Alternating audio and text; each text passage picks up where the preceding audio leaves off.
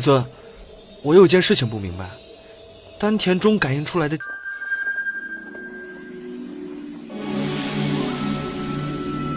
神识清明。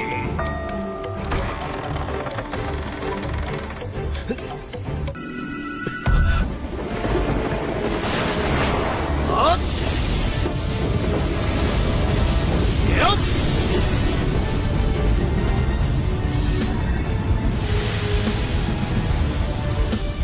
Halo semuanya, selamat datang di None Film. Bagaimana kabar kalian? Semoga sehat-sehat saja ya. Video kali ini None Film akan membahas series Donghua Star Martial Guard Technique. Bagi yang penasaran bagaimana alur ceritanya, tanpa banyak basa-basi lagi, langsung saja kita simak ceritanya. Di awal cerita, tampak seorang guru sedang mengajarkan tentang seni bela diri kepada murid-muridnya. Tidak butuh waktu lama, guru itu langsung menunjukkan wujud praktisi naga miliknya.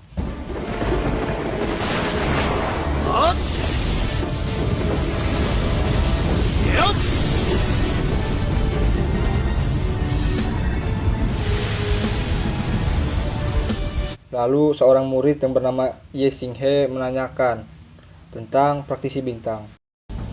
那新武者呢？ Si guru pun menjawab kalau praktisi bintang memiliki keunggulan fisik penggunanya dan memiliki fungsi yang unik. Tapi untuk sekarang hanya sedikit penggunanya yang mencapai ke ranah surgawi tahap 9. 那是在很久以前，由于很多修炼功法没有传承下来，如今新武者中能够修炼到9重天境界的，已经少之又少了。 Setelah itu, seorang murid yang bernama Liang Yu dari keluarga An Yue yang merupakan keluarga terkuat kedua di kota itu mencoba mengintimidasi para murid untuk menguasai kelas. Kemudian ia mendatangi Xinghe lalu menghajarnya. Usut punya usut, ternyata keluarga dari Xinghe adalah budak dari keluarga An Yue. Xinghe yang kesal tiba-tiba masuk ke dalam alam bawah sadarnya. Di alam bawah sadarnya ia menemukan sebuah gerbang lalu membukanya. Di dalam gerbang itu tampak danau yang indah, tapi tiba-tiba datanglah seekor naga yang tampak tidak senang dengan kehadirannya.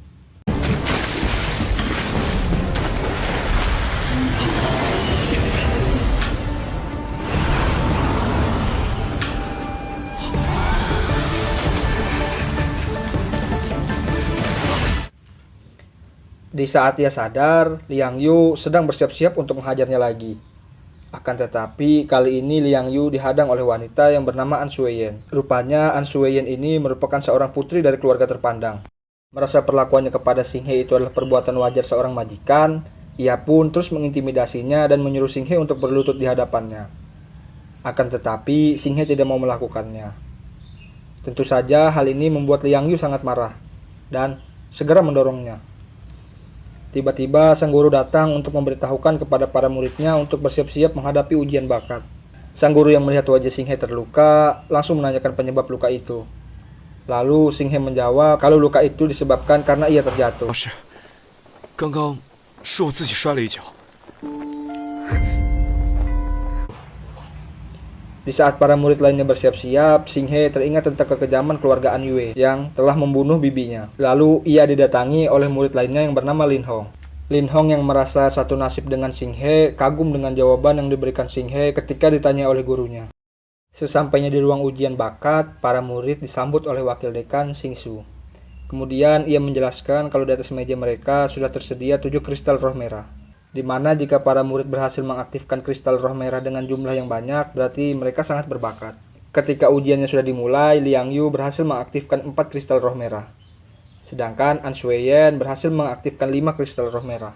Sementara itu, Xinghe yang tampak ragu awalnya tidak berhasil mengaktifkan kristal itu. Akan tetapi, setelah ia memfokuskan diri, ia berhasil mengaktifkan 6 kristal roh merah. 不去管旁人怎么说，用心去感应下方的赤灵之精。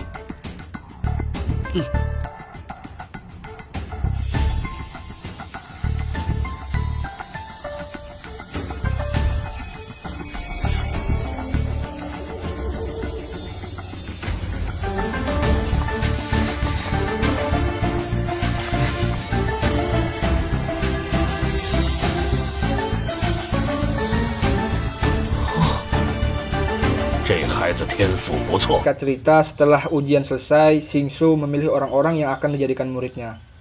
Dan orang-orang terpilih itu adalah An Shuiyan, Liang Yu, dan Xinghe. Pada pagi harinya, Xing He terlambat datang ke pelatihan pertamanya. Sontak, guru Xing Su langsung memarahinya karena saat ini Liang Yu dan An Suiyen sudah membuka ranah surgawi tahap kedua. Sedangkan Xing He yang belum menguasai apapun malah datang terlambat. Di saat pelatihan dimulai, Xing Su menyuruh Xing He untuk memadatkan dantian miliknya. Dengan sekejap mata, Xing He bisa merasakan auranya yang bahkan bentuknya melebihi ekspektasi gurunya. 闭上眼睛，气沉丹田。什么时候感应到丹田处微微发热，就算是成功了第一步。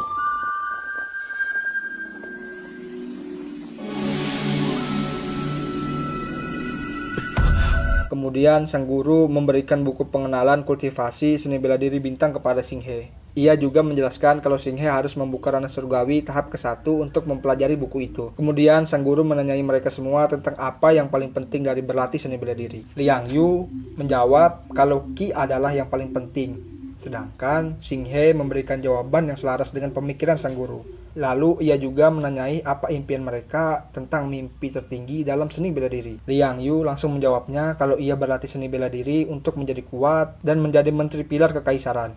Sedangkan An Suiyen berlatih bela diri untuk kebebasan, sehingga ia bisa berkeliling dunia. Sementara itu, Xing He berlatih seni bela diri untuk membuat orang lain menjadi lebih baik. Pada sore harinya, Xing He yang sedang berlatih sendirian berhasil mencapai ranah surgawi tingkat kedua dengan sangat cepat. Padahal, normalnya orang-orang butuh waktu beberapa bulan untuk mencapai tingkat itu.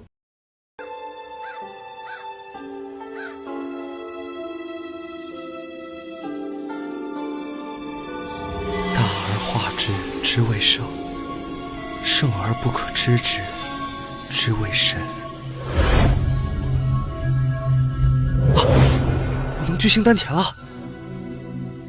按照新武神诀中的描述，我这应该是踏入2重天境界了。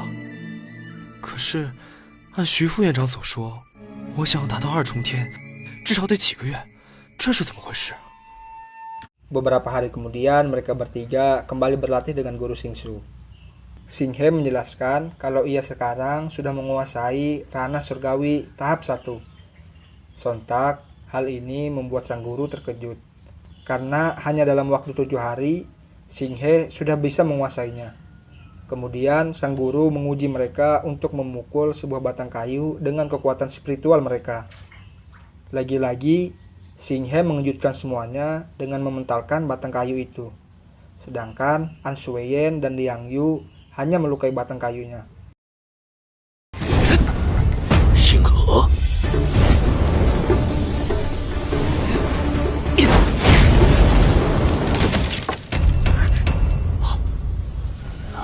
Di dalam penginapan Xing He, ia didatangi oleh An Suiyen yang berniat mengetes kemampuannya.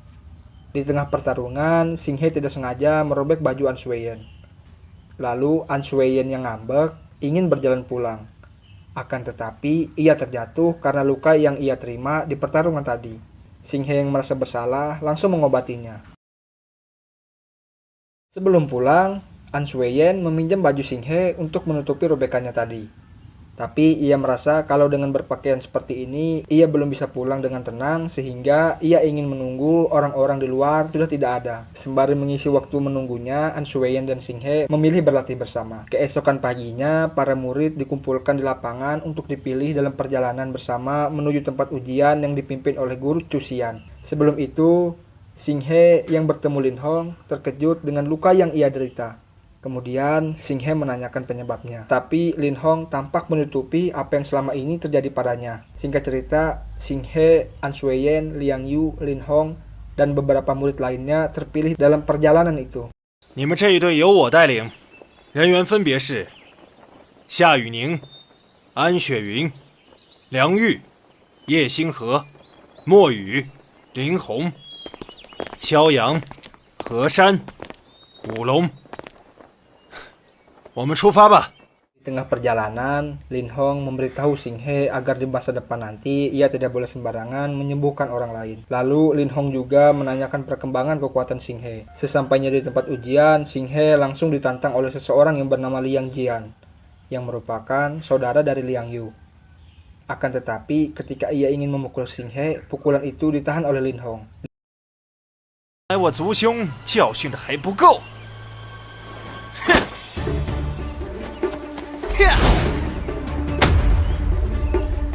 梁剑少爷成天都把家事挂在嘴边，以势压人，还真是悲。 Lin Hong merasa jengkel dengan sikap Liang Jian yang masih membeda-bedakan kasta keluarga di dalam pelatihan.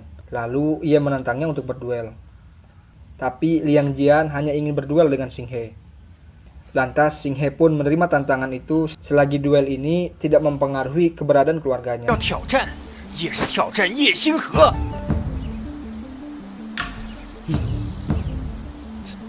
只要不牵扯家族，接受挑战又如何？ Di dalam duel itu, Xing He dengan mudahnya menangkis semua serangan Liang Jian dengan kekuatannya. 好像记住了他所有的动作。莫非这就是书上记载的青铜之力？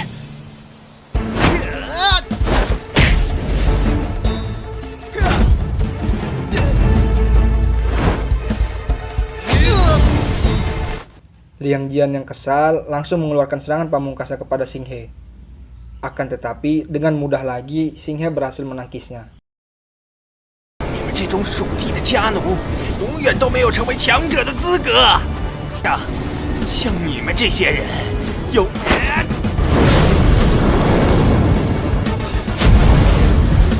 Di akhir pertarungan, Xing He berhasil mengalahkan Liang Jian dengan pukulan telaknya.